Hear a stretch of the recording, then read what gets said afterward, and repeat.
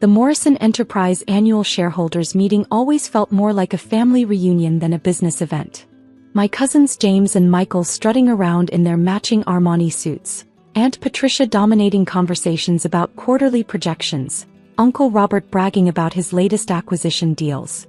And then there was me, Lauren Morrison, sitting quietly in the back row in my simple navy blazer, holding just enough shares to maintain a seat at these meetings, shares my father left me before he passed away. The black sheep who'd walked away from the family business 5 years ago to start my own company. Lauren, still keeping that cute little startup alive. I looked up to see Michael approaching, his trademark condescending smile firmly in place. Behind him, James snickered, adjusting his Rolex, a gift from the board for exceptional leadership. "We're doing fine, Michael," I replied, keeping my voice neutral. If only they knew that my cute little startup, Horizon Technologies, had quietly become one of the most successful private companies in the industry. "Fine." James joined in. "Last I heard you were working out of some warehouse office. How many employees do you have now? 10? 15? I thought about my state-of-the-art headquarters downtown, with over 300 employees across 3 continents. But they didn't need to know that. Not yet. Something like that. I smiled, checking my phone. A message from my CFO flashed across the screen. "Everything's ready. Documents are prepared." Perfect timing. "You know," Michael leaned against the conference table, "there's always room for you back at Morrison Enterprise. Maybe not at your old executive level, but we could find you something appropriate." I remembered the day I left Morrison Enterprise. I'd presented a detailed plan to modernize our technology infrastructure, to prepare for the digital revolution I saw coming. The board, led by my cousins, had laughed it off. Old-fashioned business values were what mattered, they said. Innovation was just a buzzword. So I left, taking my inheritance shares and my ideas with me. I built Horizon Technologies from the ground up, operating in stealth mode, using shell companies and private investments to hide our true size and scope. While Morrison Enterprise clung to their outdated systems, Horizon developed cutting-edge software that transformed how businesses operated. Our client list included Fortune 500 companies, global banks, and yes, even some of Morrison Enterprise's biggest competitors. "Everyone, please take your seats," Uncle Robert's voice boomed through the conference room. "We have important matters to discuss." I settled into my usual spot in the back, watching my family arrange themselves like royalty at the head of the table. The same seating arrangement for 15 years, old money, old power, old ideas.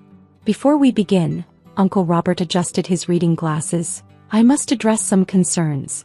Our market share has dropped 12% this quarter. Our biggest clients are moving to competitors with more advanced technological capabilities." I hid a smile. Those competitors were all using Horizon's software. "We need to consider modernization," he continued, looking uncomfortable. "Our systems are outdated. We're losing ground."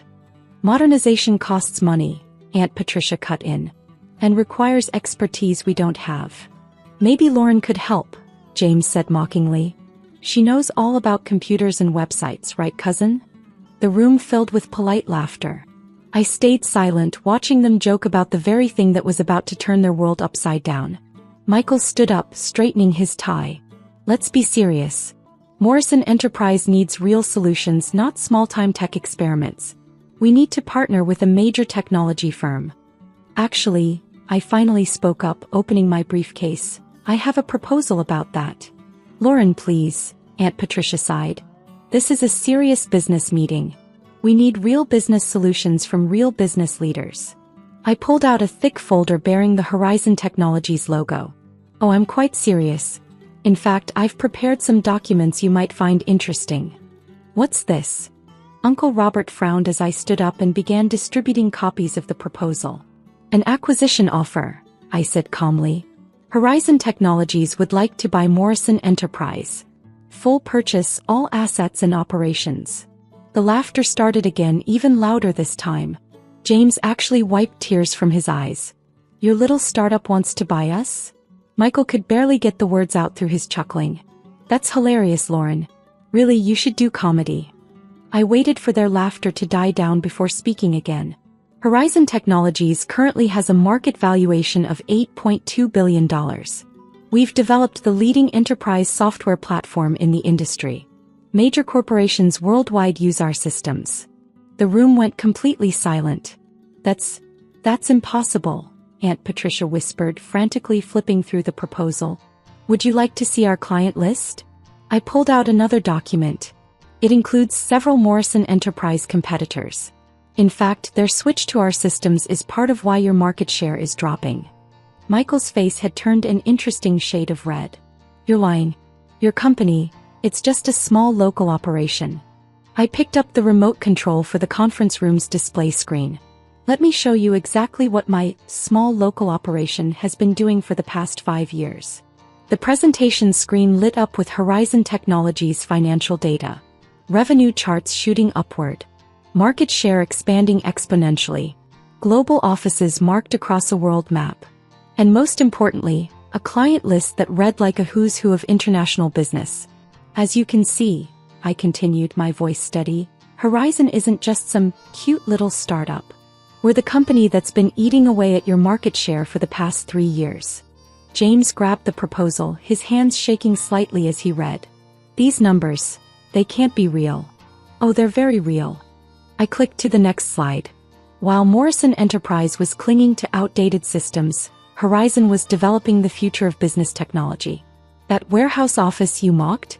It's actually our R&D center, one of 12 worldwide. Uncle Robert removed his glasses, cleaning them nervously. Why didn't we know about this? Why operate in secret? Because you never bothered to look, I replied simply. You were all so convinced I was a failure that you never noticed what I was building. It was actually quite convenient. But the funding, Aunt Patricia interjected. Starting a company like this would require massive capital. You mean like the inheritance shares you all told me to sell? I smiled. The ones you said I was foolish to keep? I used them as collateral for my initial loans. Those shares, combined with my own patents and innovations, were more than enough to launch Horizon. Michael stood up abruptly. This is ridiculous. We're not going to sit here and let you. Actually, you are. I cut him off. Because right now, Horizon owns 22% of Morrison Enterprise through various shell companies. We've been quietly buying shares for months. Add that to my inherited 5%, and we're the largest shareholder. The color drained from his face as the implications sank in. You see, I continued, moving to stand at the head of the table, their sacred spot. Morrison Enterprise needs modernization. Your systems are obsolete, your market share is plummeting, and your biggest clients are already using Horizon's platforms through your competitors. I opened another folder. Here's our formal offer. $2.4 billion for complete acquisition. That's 40% above your current market value. Quite generous considering your declining position. The board will never approve this, James sputtered. The board already has. I revealed another document. Remember Thomas and Elizabeth? The board members you never talk to because they're just silent partners? They've been working with Horizon for years. They signed off this morning. Aunt Patricia's perfectly manicured hand trembled as she reached for her water glass. This is a hostile takeover. No, I corrected her. This is business evolution. Darwin would be proud. I clicked to the final slide, showing Morrison Enterprises' projected losses without modernization.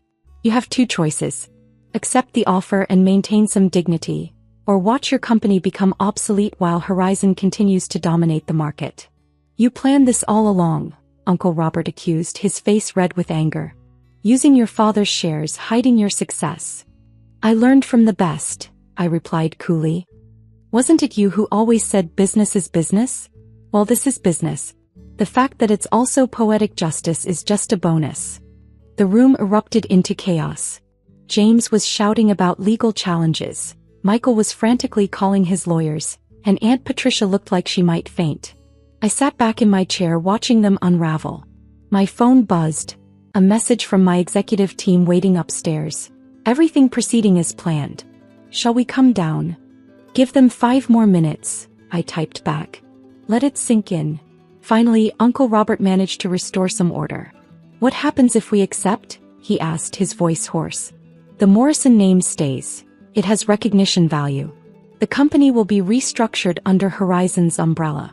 Most employees will keep their jobs after retraining on our systems. I paused, looking at my cousins. Upper management, however, will be revised. You're firing us? Michael's voice cracked. Offering early retirement, actually. Generous packages. Consider it a final courtesy to family. The word family tasted bitter in my mouth. I stood up, smoothing my simple blazer. You have until tomorrow morning to decide. Either way, I'll be conducting a press conference at noon announcing Horizon's emergence from stealth mode. Your stock price will likely react dramatically. You can't just walk in here and take over our company, James protested weakly. Your company? I laughed. Look around, cousin. Look at your outdated systems, your declining profits, your disappearing clients. This stopped being your company the moment you chose arrogance over innovation. I pressed a button on my phone and the doors opened. My executive team entered, young, sharp, diverse faces that contrasted starkly with Morrison's old guard boardroom. Meet Horizon's leadership team, I announced. They're here to begin transition planning. I suggest you all cooperate. It will make everything much smoother. As my team began setting up at the conference table, I watched my family's empire crumble before my eyes. Years of condescension, mockery, and dismissal had led to this moment. One more thing, I added, pausing at the door. About that warehouse office you love to joke about. It's being converted into Morrison's new tech training center. I think it's a fitting symbol of transformation, don't you? The acquisition made headlines worldwide. Tech giant Horizon emerges from stealth mode, acquires Morrison Enterprise. The business world was stunned by the revelation of a hidden technology powerhouse. Morrison's stock price doubled on acquisition news, though by then my family owned far less of it than they once had. James and Michael took the retirement packages. Aunt Patricia resigned before we could offer hers. Uncle Robert, surprisingly, asked to stay on in an advisory role. Perhaps the only one who finally recognized which way the wind was blowing.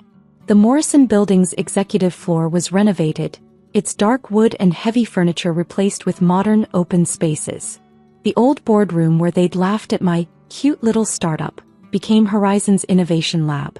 I kept my simple navy blazer hanging in my new office, the same one Uncle Robert had occupied for 20 years.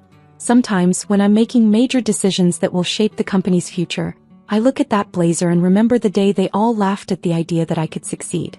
They're not laughing anymore. As for my small local operation, we just opened our 20th global office. Turns out real businesses don't need old leaders. They need smart ones. Who would have thought a cute little startup could teach a family enterprise such a big lesson in business evolution?